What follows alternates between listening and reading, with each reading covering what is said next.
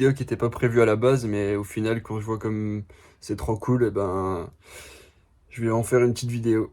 Comme tu as vu au début, du coup, c'est des petites cartes de drift. L'idée, elle m'est venue en voyant des vidéos sur YouTube. Et quand tu vois ça, ben forcément, tu as envie de faire pareil, quoi. C'est juste trop cool comme truc. Enfin, c'est trop cool déjà sur le papier, mais en fait, à rouler et tout, c'est incroyable. Après avoir regardé les vidéos sur YouTube et tout, j'ai essayé de trouver des schémas ou des plans de construction pour faire des petites cartes comme ça. Il n'y avait rien du tout. Donc j'ai tout fait moi-même sur Fusion. Les châssis là, ils changent un petit peu de ceux qu'on voit partout sur internet. Ils changent au niveau de quoi? Au niveau du train avant. Je vais t'expliquer tout de suite. Tout ce que tu vois en vidéo sur internet, les mecs quand ils tournent leurs deux roues, quand ils sont en glisse, les deux roues posent bien par terre. Sauf que moi le projet c'était de pouvoir rouler avec du PVC sur les roues et sans. Sauf qu'un kart, pour qu'il tourne, il faut qu'il soit sur trois roues. Si t'as que les deux roues arrière enfin les quatre roues qui posent, les roues arrière elles vont juste te pousser en avant et tu vas jamais tourner. Là quand tu tournes, tu vois, t'as une roue qui lève. En fait, quand il se met en appui, donc quand t'es dessus, tu tournes. Tu vois, quand t'es en appui avec, bah là il n'y a pas d'inertie, mais avec l'inertie quand t'es en appui, t'as la roue arrière. Quand tu tournes à droite, t'as la roue arrière droite qui se lève. Et bien sûr, ça c'est le truc que je savais pas au début. Donc j'ai fait comme eux au début, j'avais pas mis de chasse en fait sur mes fusées et quand je tournais, ben le truc il traçait tout droit, c'était ultra dangereux. Sans les PVC, hein, je parle. Avec les PVC, il n'y a pas de problème parce que ton kart il glissera forcément. Donc là j'ai à peu près 10 degrés de chasse. En carrossage, il n'y a pas beaucoup, il doit y avoir 2 ou 3 degrés maximum. Après ben, le train avant c'est ben, roue de carte, moyeu de carte, fusée de carte. Biellettes, ça tu les trouves sur internet, enfin bref c'est des biellettes basiques. Alors, par contre les finitions je te le dis tout de suite, hein, déjà c'est pas fini et en plus de ça les soudures faut pas trop regarder parce que c'est moi qui ai soudé avec mon poste Parkside. Enfin bref, les soudures n'en tient pas compte. Pour la colonne de direction, bah pareil, hein, des paliers. Bon, l'avantage des paliers là, c'est que ils bougent dans leur support. Tu peux mettre l'angle que tu veux, tu t'en fous. T'as pas besoin de faire un angle précis au niveau des fixations. Donc là, c'est fixé parallèlement à la platine là. Pour le haut, c'est pareil. C'est pareil, un palier tout con quoi. Ça vaut rien du tout. La colonne, c'est un tube de 20 mm par 2 mm d'épais. Pour le châssis en lui-même, c'est du tube carré de 30 mm par 30. Le train arrière, pareil. Tout vient d'un karting. Donc arbre de 50, je sais pas pourquoi c'est les moins chers d'occasion. Donc arbre de 50, palier pareil de 50, ça vaut 20 balles le palier. Roue de carte, moyeu de carte. Pour la couronne, j'étais un peu emmerdé parce que c'est un moteur de dirt. Je me suis dit la démultiplication sur une dirt, c'est fait pour. Sauf que là, il fallait trouver un truc, un ratio, je sais pas comment dire, mais en gros là je suis en pignon de 14 sous le moteur et là je suis en 21 derrière. Je voulais voir déjà comme ça et au final ça se comporte super bien. En troisième, sans être à fond en troisième, on prend 70 déjà. Donc je pense qu'on va garder ce ratio là. Le truc là, t'as pas besoin de porte-couronne, tu mets directement ton pignon, ta couronne sur l'arbre. Pour le disque, c'est provisoire. C'est un support de disque de carte avec un disque de dirt je crois. Mais ça c'est pas vraiment le top quoi, ça peut lâcher à tout moment. Le moteur c'est un 125 4 temps du coup de dirt avec démarreur électrique. Ça neuf ça vaut 200 balles. Hein. Ça vaut rien du tout. Le carbu AliExpress 20 balles je crois. Pour fixer le moteur c'est tout con, hein, une plaque de 3 mm d'épais soudée sur le cadre avec, je sais pas si on verra mais tu vois t'as des trous de réglage en dessous pour avancer et reculer le moteur. Derrière c'est pareil, on a la barre là qui vient bien tenir le moteur en place sinon il recule et même comme ça il arrive à reculer. Donc là il faudra trouver une solution. Là ce qu'on est allé filmer c'est surtout la phase de test en fait, voir si les soudures n'allaient pas lâcher, si tout se comportait bien, si le châssis en lui-même était à peu près correct. Il faut savoir c'est qu'il y a un nombre magique pour faire de la glisse, c'est que tu dois avoir une longueur un empattement entre les roues avant et roues arrière 1,5 fois plus long que la largeur du kart. C'est pas vraiment respecté là-dessus, mais c'était compliqué de faire un truc avec ce nombre magique. En fait, on aurait pu, si on rentre un peu plus les roues, on se rapprocherait du nombre magique. Le problème, c'est que vu qu'on compte rouler sans les PVC aussi de temps en temps, t'as vite fait de te retourner. J'ai failli me retourner déjà, rien que comme ça. Donc réduire l'espace des roues derrière là, et devant, non. Le volant, c'est un truc à 30 balles d'internet. Réservoir AliExpress, franchement tout ça là, l'ensemble ça vaut rien du tout. Le frein à main, de dirt. Et le faisceau, il y a tout qui est caché en dessous en fait, avec des petites pattes pour cacher tout le faisceau. La batterie, c'est une batterie de moto standard, enfin moto, petit quad, truc comme ça. Pour l'échappement, ben pareil, échappement de dirt modifié pour que ça passe à peu près bien. Bon, celui-là il est vraiment provisoire, hein. C'est soudé à l'arrache, c'était vraiment juste pour faire les essais. Même la patte de fixation elle est pas soudée, elle tient avec la pincetto. Le siège pareil, AliExpress, ça vaut 30 balles je crois. Et les pédales faites maison. Donc là les pédales c'est le truc... Ça marche nickel, mais je suis pas content du résultat, c'est vraiment moche. Faut que je trouve une solution pour modifier ça. Donc tu vois, il n'y a pas de butée encore. Donc ça tire ton câble qui va couper certainement à cause de... Bah ça, le câble il va couper à fort, donc faut trouver une solution pour ça. Un petit ressort de rappel, et voilà. Le sélecteur, ça pareil, il faudra faire un levier qui remonte pour pouvoir passer les vitesses, mais il faut faire un truc assez léger, parce que vu les secousses que ça prend dans la gueule, c'est possible que ça passe les vitesses tout seul. Pareil pour l'angle, je sais pas combien de degrés on prend.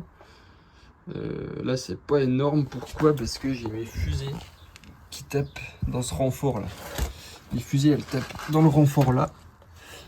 Et donc il faut que je remodifie pour pouvoir braquer plus. Tu vois, il nous reste de la marge hein, là devant avant que ça touche le tube là, de direction.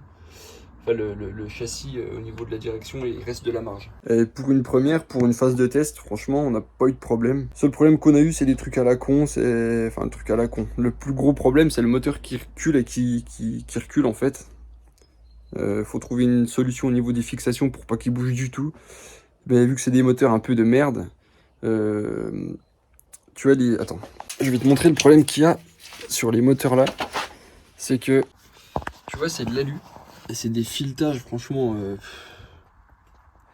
c'est de la merde. Donc ce que je vais faire, je pense, sur les autres, c'est repercer, retarauder un peu plus gros, s'il y a de la marge. Donc je vais déjà faire un essai sur un moteur qui est mort, pour être sûr que ça puisse faire le taf.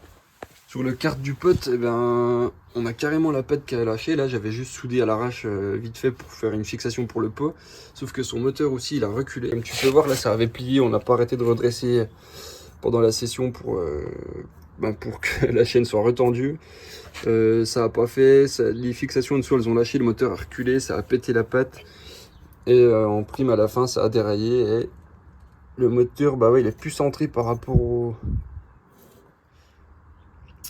Enfin ouais putain ça a pas mal bougé.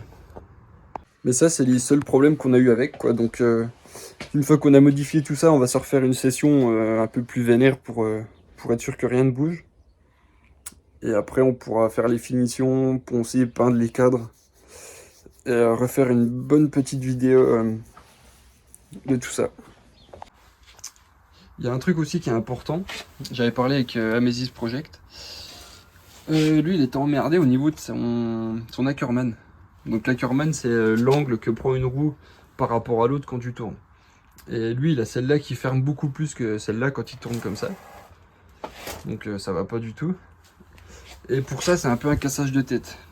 C'est un rapport entre ta longueur de pivot là, ta longueur de pivot ici, et ton point de fixation sur la fusée. Donc là, on peut voir que si tu prends une équerre entre là et là, ton équerre, elle tombera ici, on va dire. Enfin, on va dire que ça serait ici le milieu. Sur les fusées là, les trous sont plus vers l'intérieur. Donc là, il y a un angle plus important. Ce qui fait que quand tu tournes, je vais te faire la démo avec autre chose parce que ça va être compliqué d'expliquer. Donc là maintenant que je t'ai expliqué vite fait le truc, on a fait des belles images. Merci à HSTV qui a géré de ouf avec tout son matos. Donc voilà.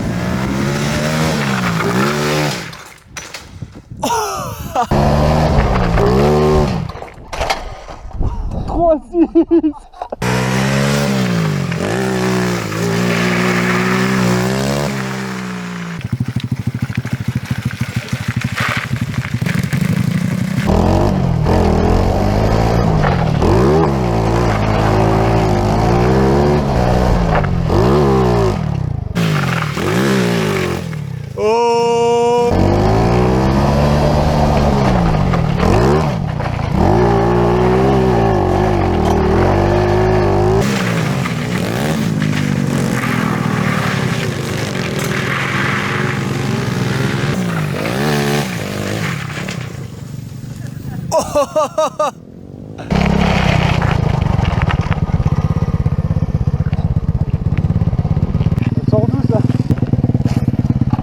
Ah non, c'est le truc qui tient mon poids. Yo.